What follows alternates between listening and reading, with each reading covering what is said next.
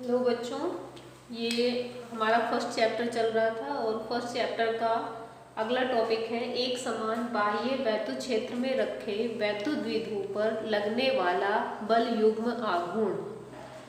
तो वैद्युत द्विध्रुव हम पढ़ चुके थे। वैद्युत द्विध्रुव आपको बताया गया था कि ऐसा निकाय जिसमें दो समान परिमाण यानी Q और Q लेकिन विपरीत प्रकृति यानी माइनस Q और प्लस Q के दो बिंदु आवेश एक दूसरे से अल्प दूरी पर स्थित होते हैं, उसको वैद्युत द्विध्रुव कहते हैं।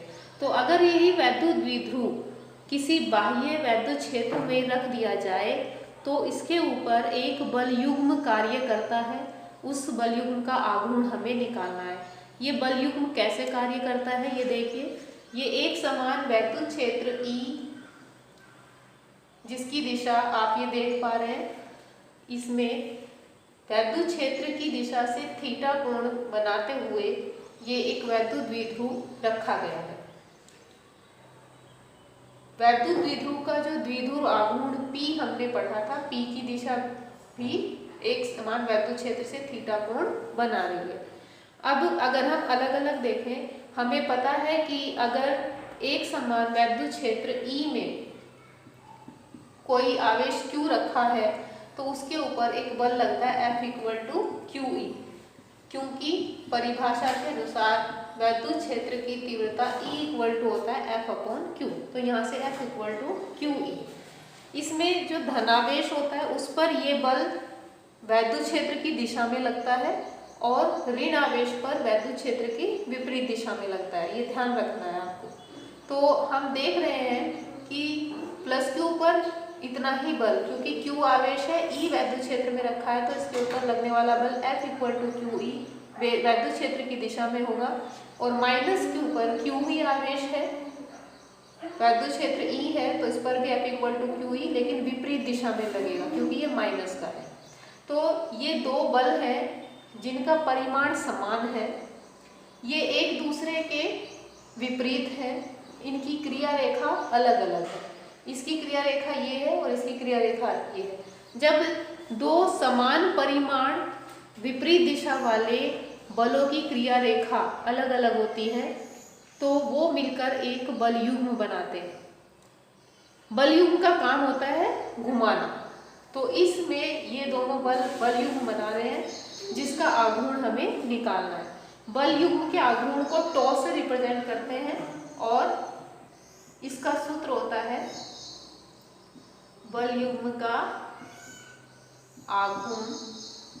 इसका सूत्र होता है किसी एक बल का परिमाण और दोनों बलों के बीच की लंबवत दूरी।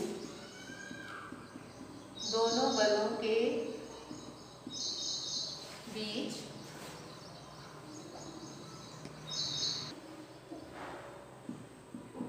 लंबवत दूरी। तो एक बल है, इसमें दोनों F है, तो किसी एक बल को ले लेंगे F और दोनों की क्रिया रेखा के बीच की जो लंबवत दूरी है वो ये होगी BC। अब इस BC की जो लंबाई है वो हम चित्र से निकालेंगे। हम यहाँ देख रहे हैं त्रिभुज ABC जो समकोण त्रिभुज है। तो इस 90 डिग्री के सामने वाली भुजा कर्ण होती है और थीटा के सामने वाली भुजा लंब और ये आधार। तो हमें इसमें लंब निकालना है। लंब बराबर होता है कर्ण into sine theta.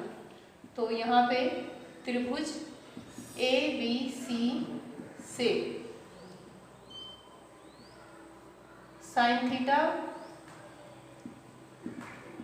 Equal to लंब BC अपॉन कर्ण AC। तो F की वैल्यू हम रख देंगे QE और BC की वैल्यू हमारी आ गई AC sine theta. AC sine theta. AC किसके बराबर है? ये BC अपॉन AB। तो ये हो गया AB साइन थीटा। AB किसके बराबर है? 2L के बराबर, 2L साइन थीटा। अब यहाँ से जो Q और 2L है हम इसको एक साथ ले लेंगे। इन दोनों को एक साथ रख लिया, इससे वैल्यू पे कोई फर्क नहीं पड़ेगा। E sine theta. अब Q इंटू 2L की जगह हमने पढ़ा था वैद्युत द्विध्रुव आघूर्ण P into E sine theta.